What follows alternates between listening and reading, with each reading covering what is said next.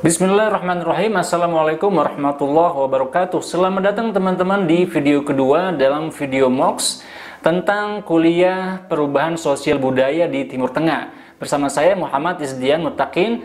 Kali ini kita akan membahas tentang teori-teori besar perubahan sosial. Yang akan kita bahas adalah teori dari yang pertama dari Durkheim, fungsionalisme Durkheim. Kemudian kita akan membahas juga tentang Marxisme atau determinasi ekonomi. Selanjutnya kita akan membahas teori perubahan sosial Max Weber, dan yang keempat kita akan tambahkan dengan teori perubahan sosial Ibnu Khaldun. Membahas grand teori perubahan sosial merupakan hal yang sangat menarik. Dari sini kita akan mencoba menjelaskan kenapa sebuah masyarakat dapat hidup secara harmonis dan kenapa yang lain tenggelam dalam peperangan, pertempuran, dan kekacauan. Apa yang membuat sebuah masyarakat berubah dan beradaptasi menuju bentuk yang lain atau bentuk yang berbeda dengan yang ada di masa lalu, dan apa yang mendorong mereka untuk melakukan perubahan sosial tersebut. Pertama adalah fungsionalisme Durkheim. Kita akan bahas pertama siapa itu Durkheim. David Emile Durkheim adalah seorang warga negara Prancis. Dia hidup antara tahun 1858 sampai 1917. Dia merasakan perubahan sosial yang terjadi begitu cepat di Prancis dengan adanya naik dan turunnya kekuasaan yang begitu cepat. Di situ Emile Durkheim melakukan analisa tentang perubahan yang terjadi di dalam masyarakat Prancis yang terjadi dalam waktu yang sangat singkat. Apa itu teori fungsionalisme Emile Durkheim? Durkheim berpendapat bahwa masyarakat itu seperti sebuah tubuh yang memiliki anggota-anggota dan bagian-bagian organ-organ tubuh. Emile Durkheim sebenarnya terpengaruh dengan Herbert Spencer, di mana dia ini berpendapat bahwa masyarakat itu melakukan evolusi atau terjadi evolusi dalam masyarakat sebagaimana terjadi evolusi di dalam makhluk hidup. Kemudian Emile Durkheim menambahkan bahwa masyarakat itu seperti tubuh manusia yang memiliki organ-organ, yang setiap organ memiliki fungsi dan kerja yang berbeda antara satu dengan yang lainnya. Dan Emile Durkheim berpendapat bahwa fenomena organisme di dalam masyarakat ini dapat diamati secara empiris. Apa itu fungsionalisme Durkheim? Durkheim berpendapat bahwa masyarakat itu terdiri dari fakta sosial dan juga institusi sosial. Fakta sosial ini adalah emosi, kemudian permintaan, kebutuhan yang muncul di dalam masyarakat yang kemudian direspon oleh masyarakat dengan membentuk institusi-institusi. Dan stabilitas sebuah masyarakat dapat terjadi apabila fakta sosial bisa dihandle oleh institusi sosial. Ketika keduanya sudah seimbang, maka akan terjadi proses sebuah keseimbangan yang membuat masyarakat dapat bertahan hidup secara harmonis dan stabil. Dan Emile Durkheim berpendapat bahwa masyarakat memiliki yang namanya kesadaran kolektif yang menyatukan suatu masyarakat. Kesadaran kolektif ini terkadang bersifat memaksa, sehingga seorang anggota masyarakat akan terbawa ke dalam kesadaran kolektif itu ketika dia hidup di dalam suatu masyarakat tertentu. Seperti ketika seseorang, misalnya dia dalam masyarakat Kristen, ketika yang lain merayakan Natal, maka mau tidak mau dia akan terdorong dan seolah-olah terpaksa mengikuti budaya tersebut. Durkheim mencoba menjelaskan adanya perubahan dalam organisme di dalam masyarakat di masa lalu dan di masa sekarang. Di masa lalu suatu masyarakat secara umum hidup dengan menggantungkan diri mereka terhadap lahan pertanian. Maka dari itu, masyarakat bersifat seperti sebuah organisme yang sama dan seragam. Semuanya mengandalkan kehidupan dari tanah, dan selanjutnya mereka juga memiliki keseragaman dalam budaya, kesamaan dalam profesi, kesamaan dalam agama, kesamaan dalam kebudayaan dan kehidupan secara umum. Lalu selanjutnya terjadi perubahan sosial. Lahan pertanian berkurang, kemudian muncul profesi-profesi baru di dalam masyarakat yang membuat masyarakat tidak lagi menjadi seragam.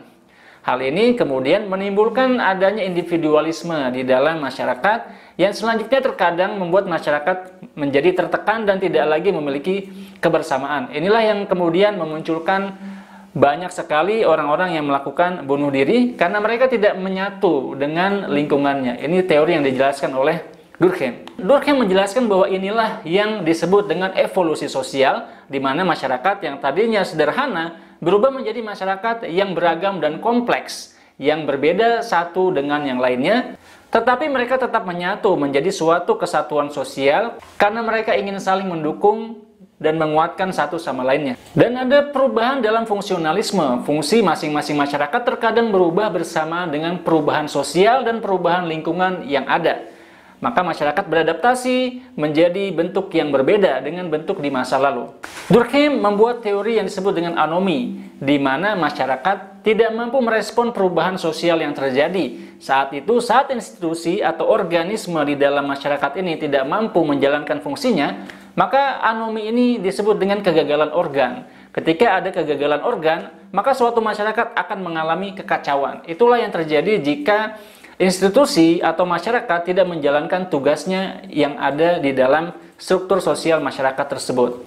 Selanjutnya kita akan berbicara tentang ekonomisme Karl Marx. Karl Marx hidup antara tahun 1818 sampai 1883. Dia adalah seorang warga negara Jerman yang terusir dan kemudian lama tinggal di London karena pemikiran-pemikirannya yang kontroversial. Meskipun kontroversial, Karl Marx mendapatkan popularitas di kalangan masyarakat dan pemikirannya digunakan oleh banyak negara untuk melakukan revolusi. Apa teori Karl Marx? Karl Marx berkata bahwa pengumpulan kekayaan di suatu kelompok akan menimbulkan kesengsaraan, penderitaan di kelompok yang lain. Maka dia ingin agar semua masyarakat itu menjadi setara, tidak ada yang menumpuk kekayaan, tetapi semua dimiliki secara bersama-sama oleh masyarakat. Ada dua teori penting yang dibawa oleh Karl Marx. Yang pertama determinisme ekonomi, dan yang kedua adalah teori konflik. Apa yang dimaksud dengan determinisme ekonomi? Karl Marx berpendapat bahwa masyarakat itu seolah-olah sudah ditakdirkan dalam suatu kondisi ekonomi tertentu. Ada masyarakat yang dilahirkan di kalangan orang yang sudah punya, sudah kaya, memiliki fasilitas dan lain sebagainya. Dan ada masyarakat yang hidup dan terlahir sebagai orang yang susah, sulit, harus bekerja keras, penderita dan lain sebagainya.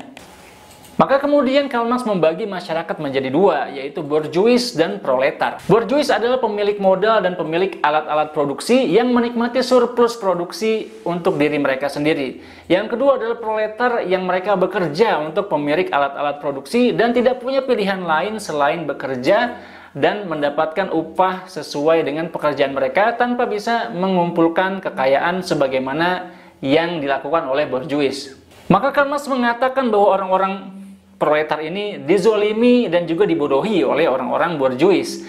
Dan satu-satunya cara untuk merubah penderitaan dan melepaskan penderitaan orang-orang proletar adalah dengan melakukan revolusi, dengan merebut paksa alat-alat produksi dan menjadikannya milik bersama dan nantinya membagikan surplus produksi kepada masyarakat secara merata. Maka apa tujuan dari revolusi kaum proletar? Tujuannya adalah satu, mewujudkan masyarakat yang adil di mana semua kekayaan dibagikan secara merata kepada masyarakat. Inilah yang disebut dengan masyarakat komunis atau sosialis. Selanjutnya kita akan membahas tentang Max Weber dan teori tindakan sosial. Siapa itu Max Weber? Max Weber hidup antara tahun 1864 sampai 1920. Dia merupakan seorang ahli politik dan juga ahli ilmu-ilmu sosial yang menjadi salah satu pendiri dari ilmu sosiologi. Apa saja teori Max Weber? Ada 3 teori. Yang pertama tindakan sosial, yang kedua rasionalisasi birokrasi, yang ketiga adalah teori protestanisme dan kapitalisme. Apa itu tindakan sosial? Weber membedakan antara tindakan, perilaku, dan juga tindakan sosial. Maka Weber berpendapat bahwa kita bisa mengamati perubahan sosial dengan melihat tindakan sosial yang dilakukan oleh masyarakat dan kemudian mencari tahu apa yang menyebabkan mereka melakukan tindakan sosial tersebut. Weber berpendapat bahwa munculnya Protestan sebagai paham Kristen yang menyatakan bahwa individu sendiri dialah yang bertanggung jawab untuk keselamatan dirinya di dunia dan di akhirat.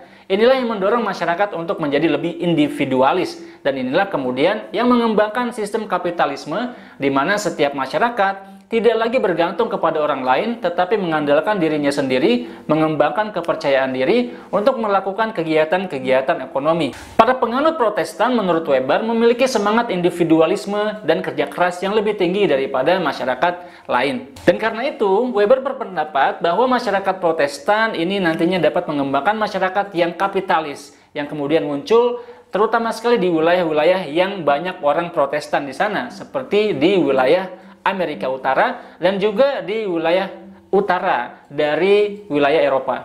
Selanjutnya kita akan membahas tentang teori perubahan sosial Ibnu Khaldun. Pertama kita bahas dulu siapa itu Ibnu Khaldun. Ibnu Khaldun hidup antara tahun 1332 sampai 1406. Dia tinggal di Kairo di Mesir meskipun sebelumnya pernah tinggal juga di Tunisia.